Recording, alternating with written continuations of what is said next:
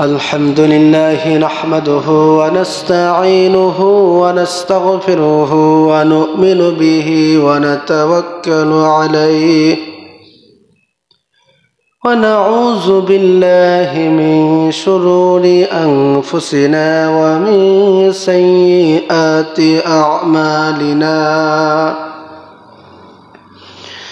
من يهده الله فلا مضل له ومن يضلله فلا هادي له ونشهد أن لا إله إلا الله وحده لا شريك له ونشهد أن سيدنا وحبيبنا ومولانا محمد صلى الله عليه وسلم أرسله بالحق بشيرا ونذيرا وداعيا إلى الله بإذنه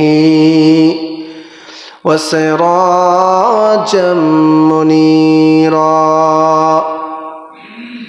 أما بعد فأعوذ بالله من الشيطان الرجيم بسم الله الرحمن الرحيم فإذا قضيت الصلاة فانتشروا في الأرض وابتغوا من فضل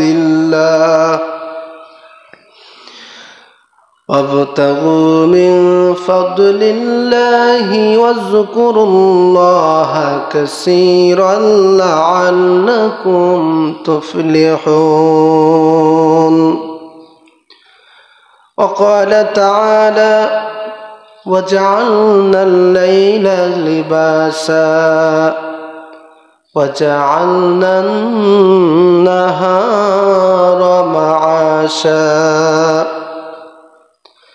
وقال رسول الله صلى الله عليه وسلم طلب الحلال واجب على كل مسلم إن الله وملائكته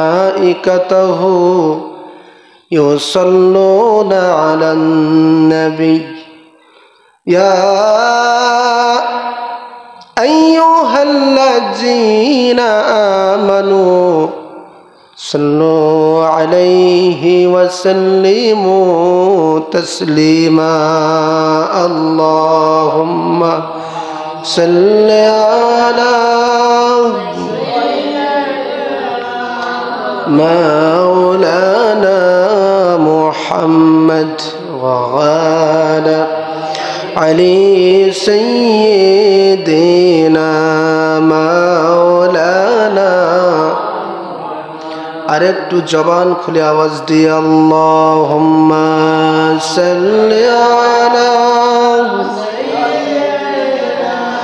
مولانا محمد وعلى علي سيدنا حبيبنا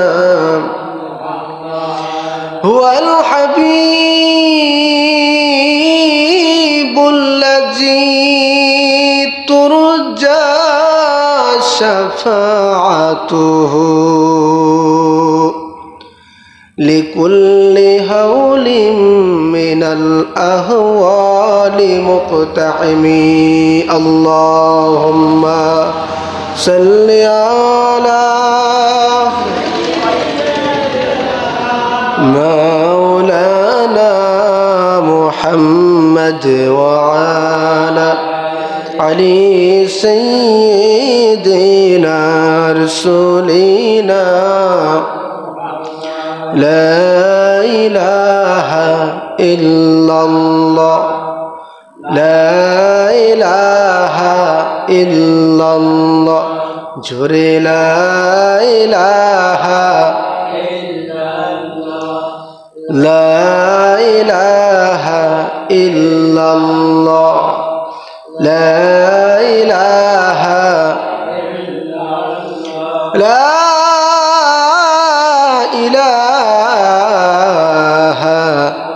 ইল্লাল্লাহু মুহাম্মাদুর রাসূলুল্লাহ সাল্লাল্লাহু আলাইহি ওয়াসাল্লাম। আল্লাহুম্মা সাল্লি ওয়া সাল্লিম ওয়া বারিক আলাইহি।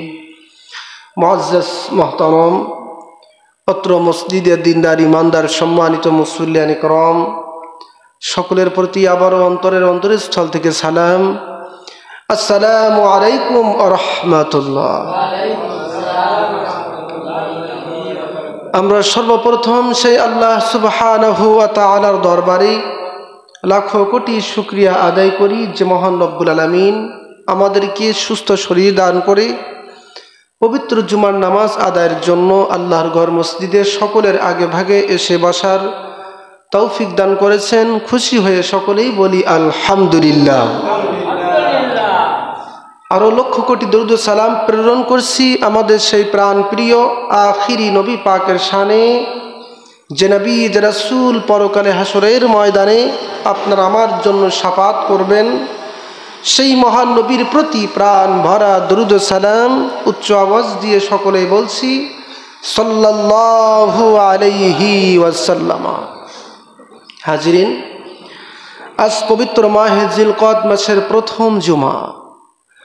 আজকে আমরা আলোচনা শুনব ইসলামের শ্রমিকের মর্যাদা ও আন্তর্জাতিক মে দিবসের ইতিহাস সম্পর্কে। মহান আল্লাহ পাক এই গুরুত্বপূর্ণ বিষয়ে সংক্ষিপ্ত সময়ে আমাদের প্রত্যেকের জানার, বোঝার এবং বাস্তব জীবনে তা আমল করার তৌফিক দান করুন, বলেন আল্লাহুম্মা আমিন।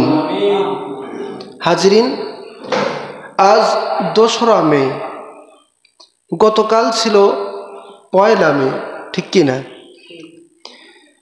এই দিনটাকে আমাদের দেশ সহ বিশ্বের বিভিন্ন দেশে বিভিন্নভাবে মে দিবস বা আন্তর্জাতিক শ্রমিক দিবস হিসাবে পালিত হয়ে থাকে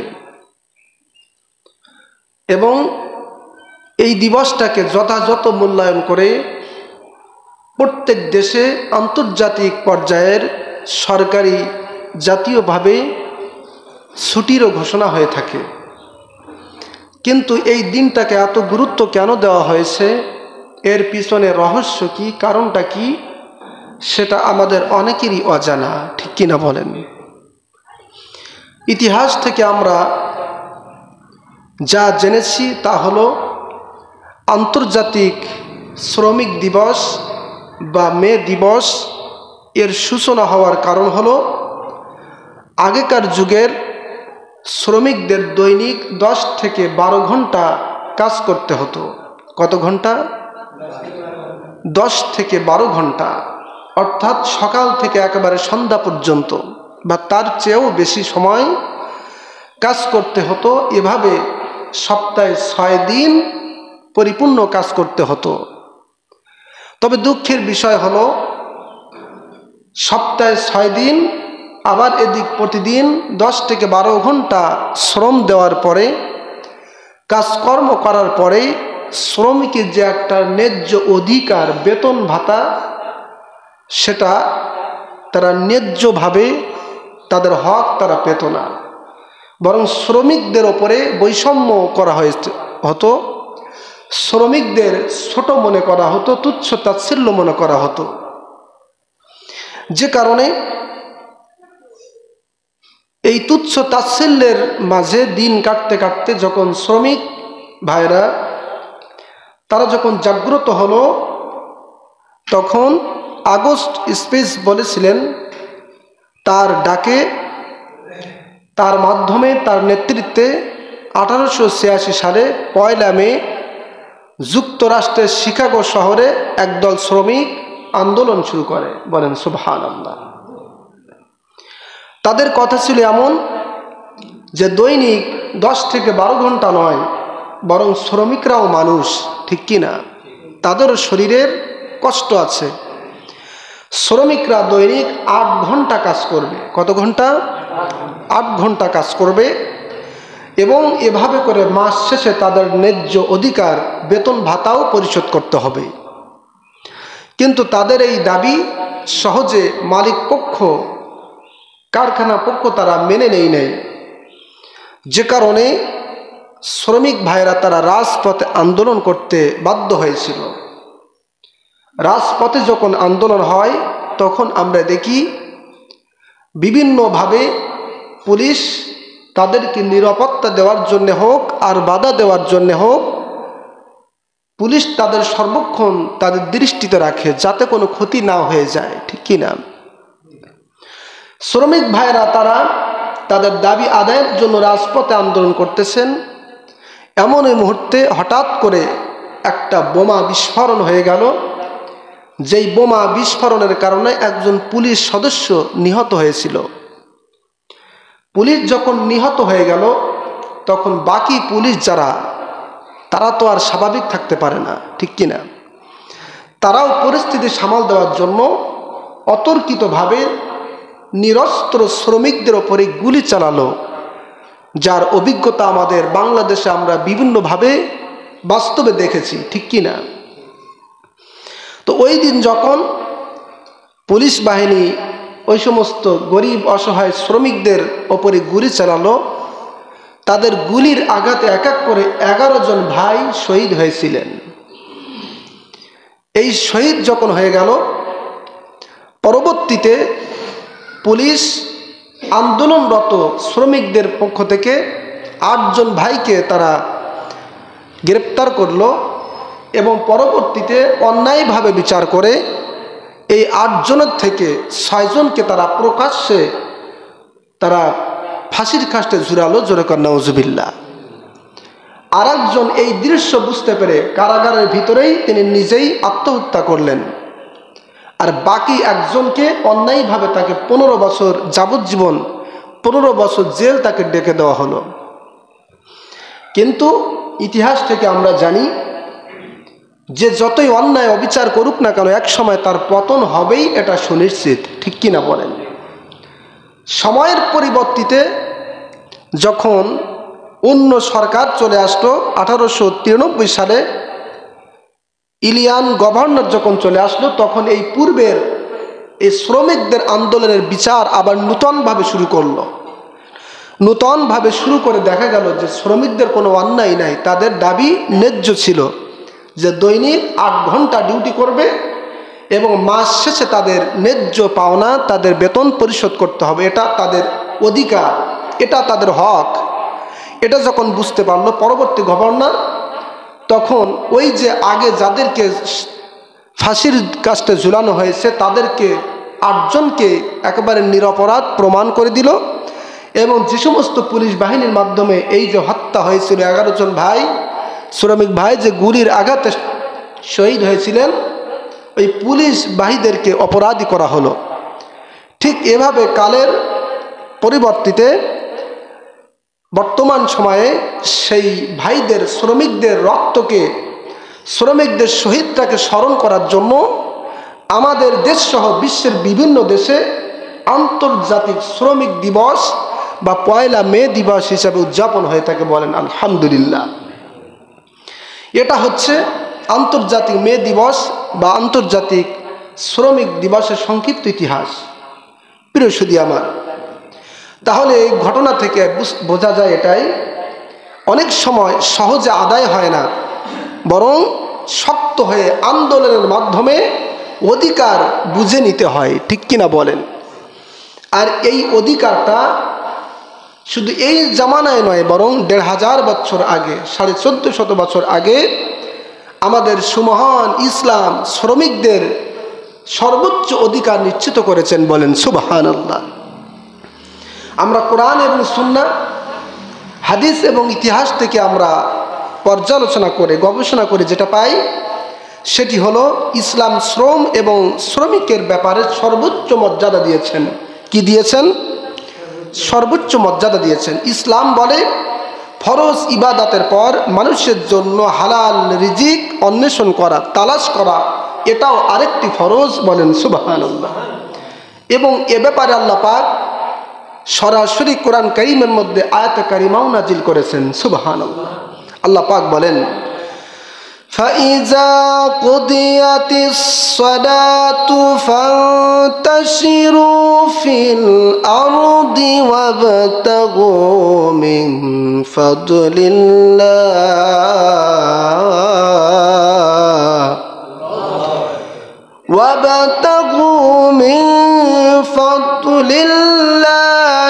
واذكروا الله كثيرا لعلكم تفلحون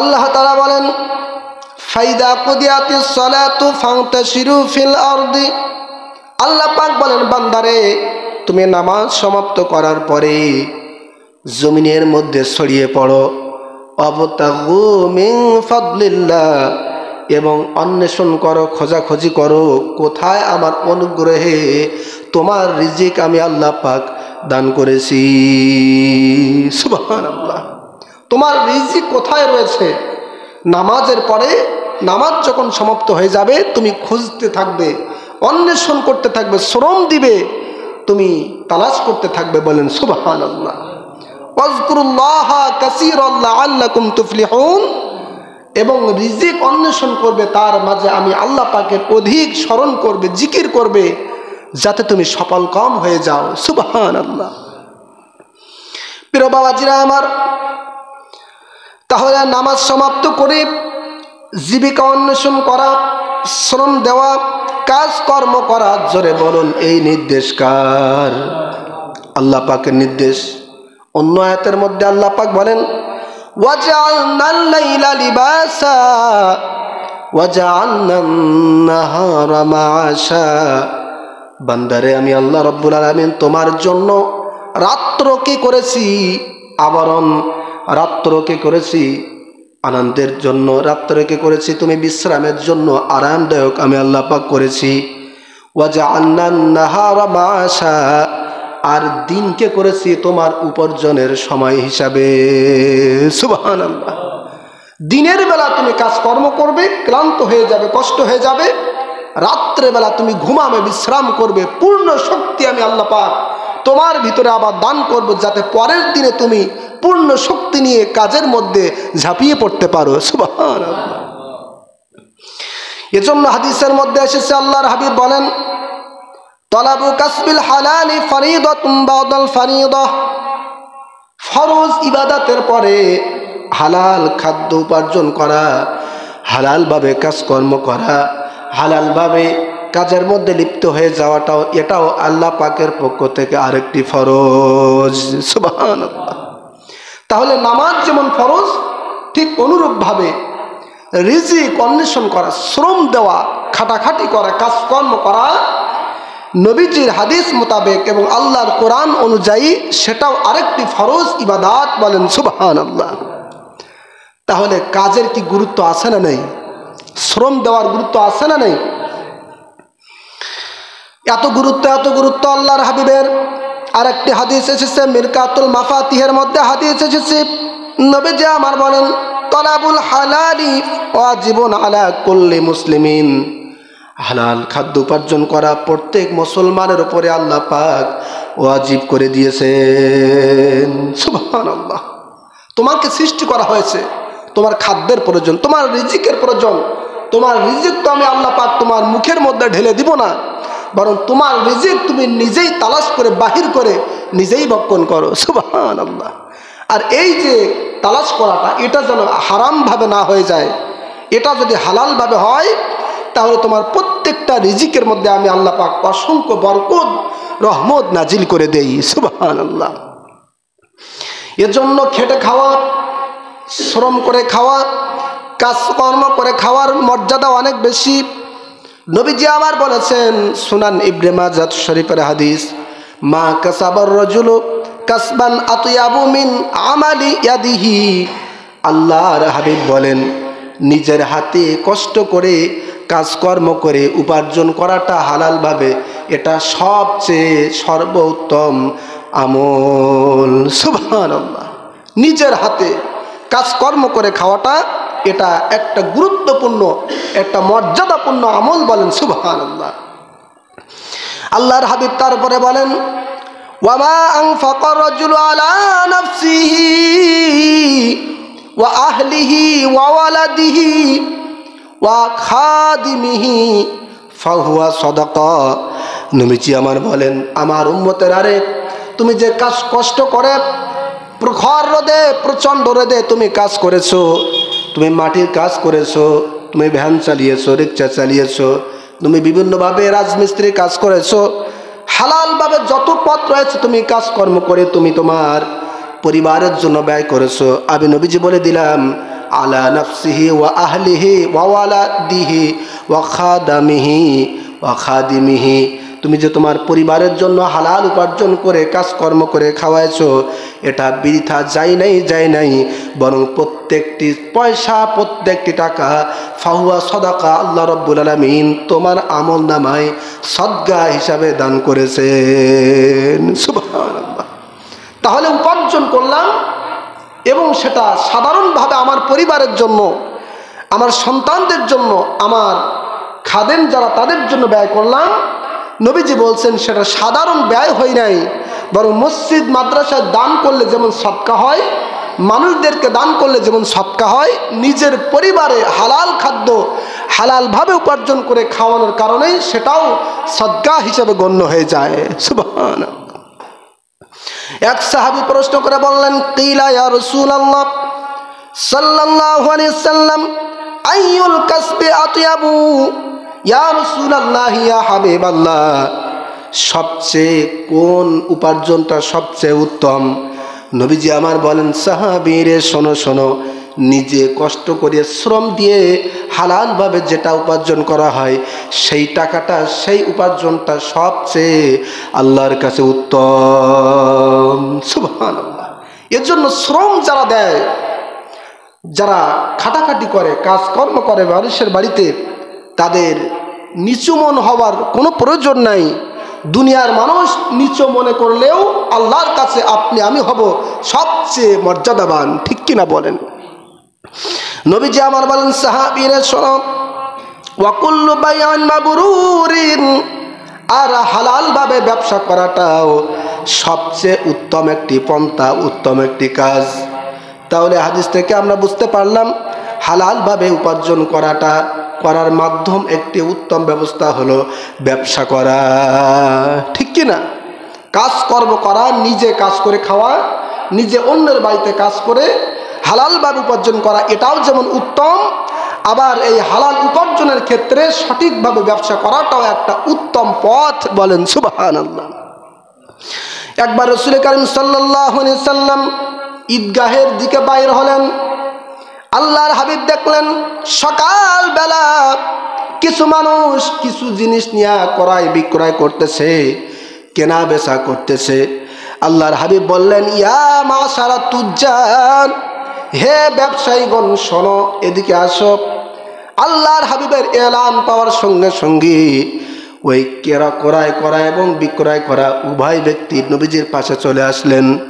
নবীজি আমার তাদের দিকে বললেন, রে ব্যবসায়ীরা শোনো, আমি নবীজি বলে দিলাম কিয়ামতের ময়দানে, হাসরের ময়দানে ব্যবসায়ীদেরকে আল্লাহ পাক পাপিষ্ঠ ব্যক্তিদের সাথে উঠাবেন। নাউজুবিল্লাহ। কাদের সাথে? পাপিষ্ঠ গুনাহগার ব্যক্তিদের সাথে উঠাবেন। তবে হ্যাঁ, যারা সত্যবাদী, যারা হালাল পথে ব্যবসা করে তাদের বিষয়ে ভিন্ন, তাদেরকে আল্লাহ পাক মান নবিয়িনা ওয়াস সিদ্দিকিনা ওয়াস শুহাদা, আল্লাহ পাক তাদেরকে কিয়ামতের ময়দানে নবীগণ, সিদ্দিকগণ এবং শহীদদের দলভুক্ত করে আল্লাহর জান্নাতে পৌঁছায় দিবেন। সুবহানাল্লাহ। তাহলে এই হাদিস থেকেও বোঝা যায় ব্যবসা দুই প্রকার, একটা হচ্ছে হালালভাবে আর একটা হচ্ছে হারামভাবে। হালালভাবে যদি ব্যবসাটা হয় তাহলে আপনি আমি ভাগ্যবান হয়ে যাব, কিয়ামতের ময়দানে নবী, সিদ্দিক, শহীদদের দলভুক্ত হব।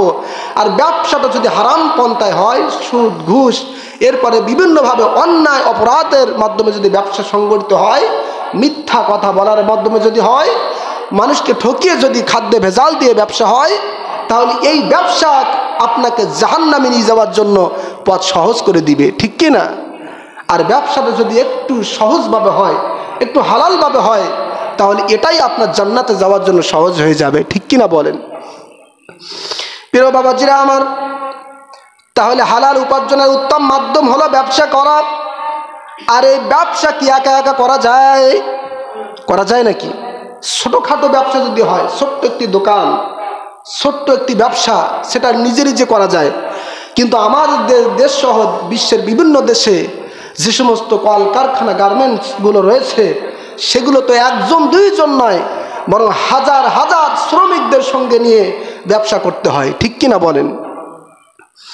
এই শ্রমিকদের সাথে একজন মালিক কেমন ব্যবহার করবে খুব খেয়াল করে শুনুন। বুখারী শরীফের হাদিস, আল্লাহর হাবিব বলেছেন, ইখওয়ানুকুম খাওয়ালুকুম, রে দুনিয়ার মালিক পক্ষরা শোনো, ব্যবসায়ীরা শোনো, তোমার অধীনস্থ শ্রমিক তোমার ভাই, তোমার মুসলমান ভাই। বলেন সুবহানাল্লাহ।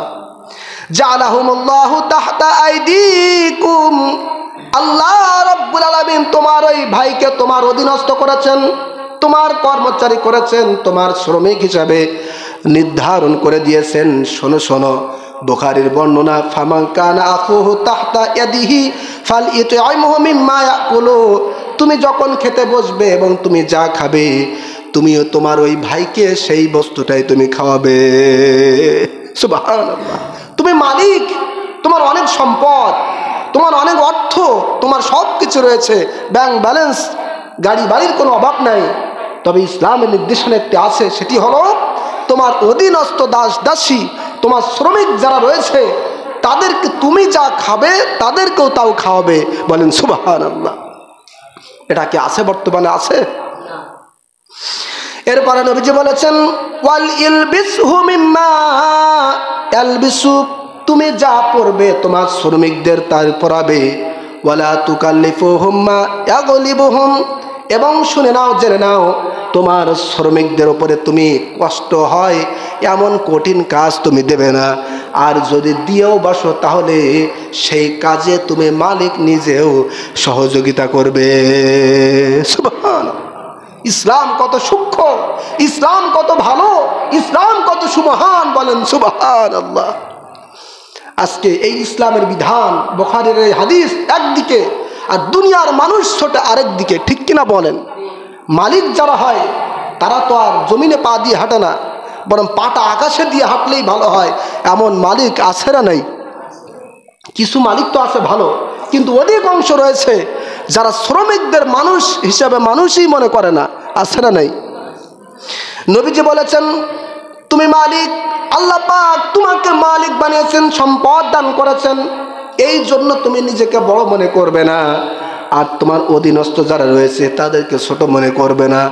এজন্য ইসলামের বিধান হলো, তোমার কলকারখানায়, তোমার বিভিন্ন যে ব্যবসা খাত রয়েছে, ওই ব্যবসার মধ্যে যতগুলো শ্রমিক জড়িত রয়েছে কাজের মধ্যে, তোমার অধীনস্থ যারা, তুমি মালিক যা খাবে তাদেরকেও তাই খাওয়াবে, তুমি যা পরবে তাদেরকেও তাও পরাবে। সুবহানাল্লাহ। মালিকের পোশাকের কি বাহার, আর শ্রমিকের পোশাকের কি অবস্থা, আছে না নাই? মালিক কি পরিমাণ খায়, কত সুন্দর সুন্দর খাওয়া, আর শ্রমিক যে কি খায় না খায় একবারও খোঁজ নেয় না, এমন ধরনের মালিক আমাদের দেশে আছে না নাই?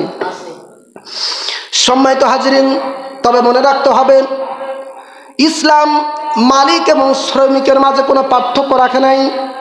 ইসলাম মালিক এবং শ্রমিকের মাঝে বৈষম্য রাখে নাই। ইসলাম মালিক এবং শ্রমিককে সবসময় এক দৃষ্টিতে দেখিয়েছেন।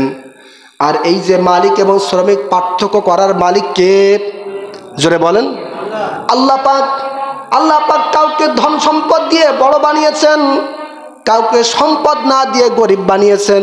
একটু ভালো করে বুঝুন, দুনিয়ার সকল মানুষ যদি ধনী হয়ে যায়, তাহলে গোটা পৃথিবীটা অচল হয়ে যাবে। ঠিক না বলেন? সবাই যদি ধনী হয়, সবাই যদি অর্থ সম্পদ নিয়ে যদি সবাই বিমানে চলাফেরা করে, তো রান্না করবে কে? রান্না করতে যে কাঠ প্রয়োজন হয়, কাঠটা চালা করবে কে? আমার খাওয়ার টেবিলে যে পানি প্রয়োজন হয়, পানিটা আমার বাসায় নিয়ে আসবে কে? সবাই যদি বিমানে চলে, সবাই যদি দেশ বিদেশে ঘরে, গরিব যদি কোথাও খুঁজে না পাওয়া যায়, তো এই পরিবেশ সৃষ্টি করবে কে? সব কিছু অচল হয়ে যাবে। ঠিক কিনা বলেন? এজন্য ধনী গরিব মালিক শ্রমিক সব কিছু এই যে বিভক্ত করার মালিক কে? জোরে বলেন। আল্লাহ পাক রব্বুল আলামিনের জন্য দুনিয়ার সকল মানুষকে সতর্ক করে বলেছেন, ইয়া আইয়ুহান নাসু ইন্না খালাকনাকুম মিন যাকারিন ওয়া উনসা ওয়া জাআলনাকুম শুউবান ওয়া ক্বাবাইলা লিতাআরাফু।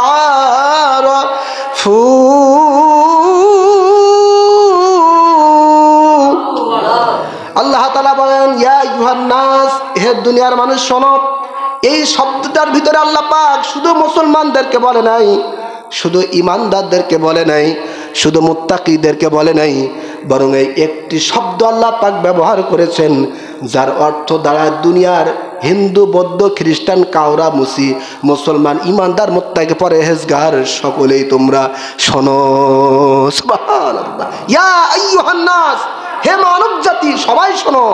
ইন্না খলাকনাকুম মিন যাকারিন ওয়া উনসা, আমি আল্লাহ পাক তোমাদেরকে একজন পুরুষ একজন নারী থেকে সৃষ্টি করেছি এবং এর মাঝে বিভক্ত করেছি। ওয়া জাআলনাকুম শুউবান ওয়া ক্বাবাইলা লিতাআরাফু, বিভিন্ন গোত্রে বিভিন্ন বংশে বিভিন্ন ধর্ম পেশায় আমি আল্লাহ পাক বিভক্ত করেছি যাতে তোমরা একে অপরে পরিচিতি লাভ করতে পারো। সুবহানাল্লাহ। গোড়া সবার কোথায়? এক জায়গায়। তবে আল্লাহ পাক বিভক্ত করেছেন, এর মধ্যে অসংখ্য অগণিত রহস্য লুকিয়ে রয়েছে, ঠিক কিনা বলেন? আল্লাহ তাআলা বলেন, আমি কাউকে ধনী বানিয়েছি কাউকে গরিব বানিয়েছি, তবে আমি আল্লাহ পাক মানুষ হিসাবে কাউকে পার্থক্য করি নাই। আমি আল্লাহ পাকের কাছে পার্থক্য হবে তাকওয়া দিয়ে। কি দিয়ে? ইন্না আকরামাকুম ইনদাল্লাহি আতকাকুম, কার আমল ভালো, কে কেমন আমল করেছে, কার তাকওয়া কেমন, তোমাদের মধ্যে ওই ব্যক্তি আল্লাহর কাছে সর্বোত্তম যে ব্যক্তি তাকওয়াবান, যে ব্যক্তি মুত্তাকি পরহেজগার আল্লাহওয়ালা। সুবহানাল্লাহ। এই যে লক্ষ কোটি টাকা বিমানে চলা, এরপরে আপনার বিল্ডিং কত কিছু, এর 4টি পয়সার মূল্য আল্লাহ পাকের কাছে থাকবে না। আল্লাহ পাকের কাছে মূল্য থাকবে আমলের, আল্লাহর কাছে মূল্য থাকবে তাকওয়ার। বলেন সুবহানাল্লাহ। প্রিয় সুধী আমার, তাহলে এতক্ষণ আলোচনা বুঝে থাকলে বলুন, মালিক এবং শ্রমিকের মাঝে কোনো পার্থক্য আছে? ইসলামের দৃষ্টিতে কোনো পার্থক্য আছে? কোরআন হাদিসের দৃষ্টিতে কোনো পার্থক্য আছে নাকি? কোনো পার্থক্য নাই। পার্থক্য করি আমরা, কারণ আমরা কপাল পড়া, আমরা ইসলামটাই বুঝি নাই, ঠিক কিনা? আজকে যদি মানুষ ইসলামটাকে সুন্দরভাবে বুঝতো, তাহলে তার শ্রমিককে তার অধীনস্থকে কখনো চাকর মনে করতো না, বরং শ্রমিককে অধীনস্থকে তার চেয়েও আরো সম্মানিত ব্যক্তি হিসাবেই মনে করতো, ঠিক কিনা বলেন? কারণ অধীনস্থর প্রতি যদি সৎ ব্যবহার করা হয়, ওই ব্যবহারের কারণে মালিক আল্লাহ জান্নাতে যাবে। সুবহানাল্লাহ। কাজে যার মাধ্যমে জান্নাত পাওয়া যায় তাকে কি অবহেলা করা যায়? যায় না। আমরা তো ইসলাম বুঝি না, যে কারো কাজের লোকের আমরা গুরুত্ব দিতে চাই না।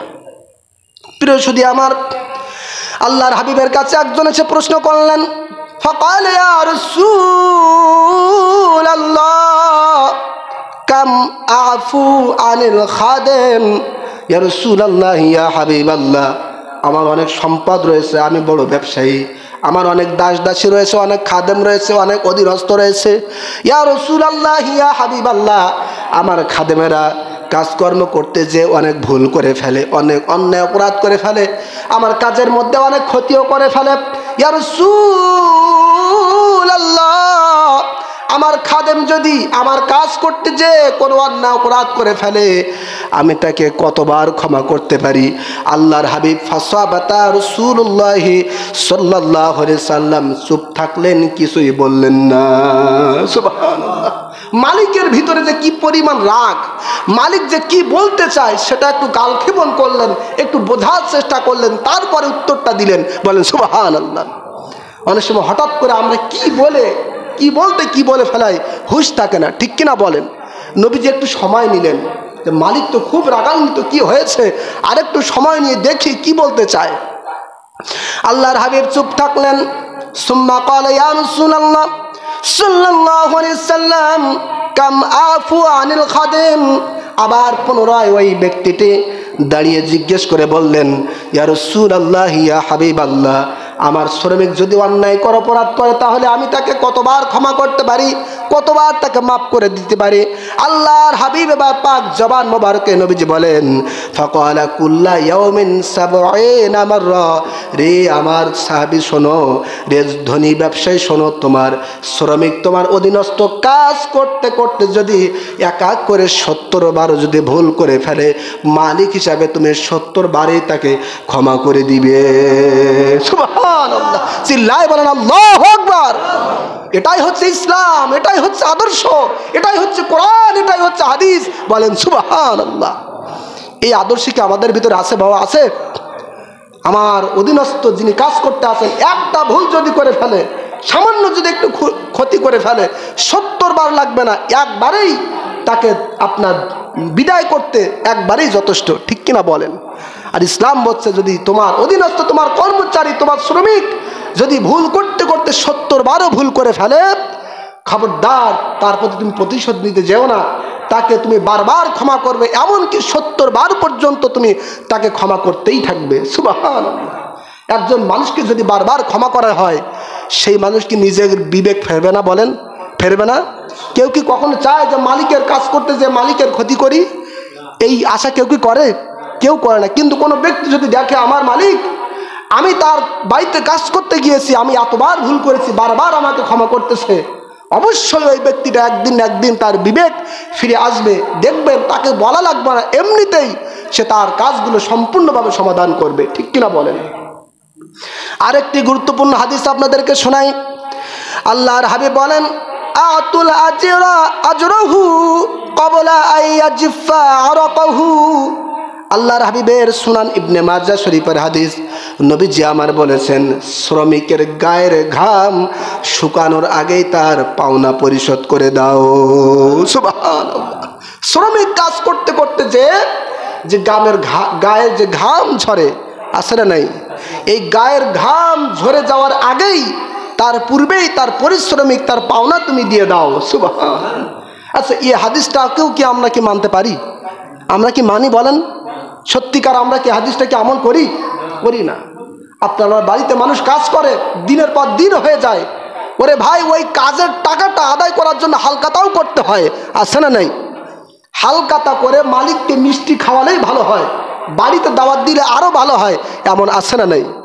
এটা হয় না, এটা বৈষম্য, এটা অবিচার, অন্যায়। সুবিচার হলো আপনার বাড়িতে যখন ব্যক্তিটি কাজ করবে, আপনি দাঁড়িয়ে থাকবেন, অপেক্ষায় থাকবেন, পকেটে টাকা থাকবে, কাজ শেষ হয়ে যাবে, একটার আজান দেওয়ার সাথে সাথে আপনি যদি প্রকৃত মুসলমান, আপনি যদি ইমানদার হয়ে থাকেন, তার কাজ হয়ে যাওয়ার সঙ্গে সঙ্গে গায়ের ঘাম ঝরার আগেই ভাইয়ের হাতে টাকাটা দিবেন, ভাই কাজ করেছেন, কষ্ট হয়েছে, নেন এই যে টাকা, সন্তানদেরকে নিয়ে আপনি বাজার করে খাওয়ান, তাদেরকে যা প্রয়োজন তাই দিয়ে করান। সুবহানাল্লাহ। এমন মানুষ সমাজের মধ্যে খুঁজে পাওয়া খুবই কষ্টকর। ঠিক কিনা বলেন?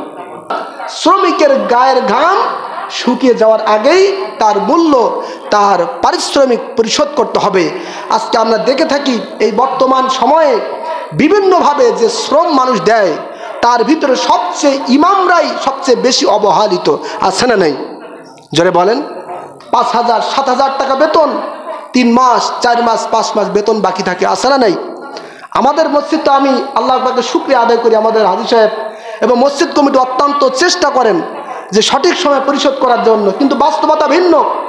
বাস্তবতা দেখা যায় বিভিন্ন মসজিদে ইমামদের বেতন মাত্র 5,000 7,000, তারপরও আবার 3 মাস 4 মাস বেতন বকেয়া থাকে, বাকি থাকে, আছে না নাই?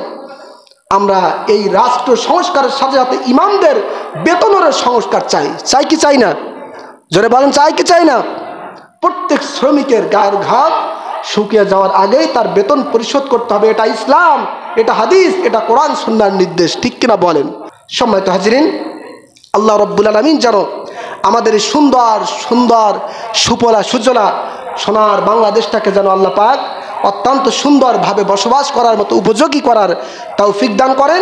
এবং আজকের যে খুতবার বিষয়, শ্রম এবং শ্রমিকের মর্যাদা সম্পর্কে আল্লাহ পাক যেন এই আলোচনা থেকে বুঝে বাস্তব জীবনে আমাদের অধীনস্থ শ্রম যারা দেয়, যারা শ্রমিক, তাদেরকে যেন মূল্যায়ন করার তৌফিক দান করেন। বলেন আল্লাহুম্মা আমিন। আমিন ওয়া আখিরু দাওয়ানা আনিল হামদুলিল্লাহি রাব্বিল আলামিন।